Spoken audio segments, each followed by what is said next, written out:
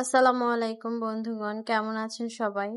আপনারা সবাই জানেন যে আমার একটা বিড়ালের বাচ্চাকে কুকুর কামড়াইছে। বাচ্চা বলতে অ্যাডাল্ট বিড়াল।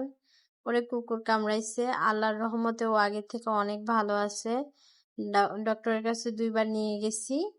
যেমন আজকে ডক্টরের কাছ থেকে আনার পরে ডক্টর বলছে একটু ছাড়বেন হাঁটার জন্য, দেখবেন কি করে, বসতে পারে কিনা। তো এখন আল্লাহর রহমতে একটু একটু হাঁটতে পারে, কিন্তু বসতে একটু কষ্ট হয়। দেখতেই পারতেছেন যে বসতে পারতেছে না। মানে কয়েকবার চেষ্টা করার পর তারপরে বসতে পারে, তাও আবার পা মেলে বসতে পারে না। ডাক্তার বলছে চিন্তা করবেন না, ইনশাল্লাহ আস্তে আস্তে ঠিক হয়ে যাবে। আপনি ওর নিয়মিত একটু মাসাজ দিবেন, ওর হাত পা টেনে টুনে দিবেন, ইনশাল্লাহ কোনো অসুবিধা হবে না। এখন পুরা বাড়িতে একটু একটু হাঁটতেছে, আমি ওর সাথে সাথে হাঁটতেছি।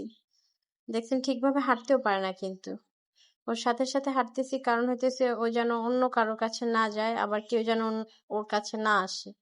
ও হাঁটা শেষ করলে আবার ওরে তাড়াতাড়ি ওর যে আমাদের বিড়ালের যে ঘরটা আছে ওইখানে রেখে দিব। এখন আগের থেকে এই অবস্থা। আপনারা অনেকেই জানতে চাইছেন কমেন্টে আমার কাছে যে ও কেমন আছে, তাই ভাবলাম ছোট্ট একটা ভিডিও করে দিই। আপনাদেরও এরকম ধরনের কোনো প্রবলেম হয়ে থাকলে জানাবেন আপু কমেন্টে, যে আসলে আপনাদের বিড়ালদের কি অবস্থা, সারতে কতদিন লাগছে, বা এই এই থামো থামো থামো থামো বাবা, 1 মিনিট।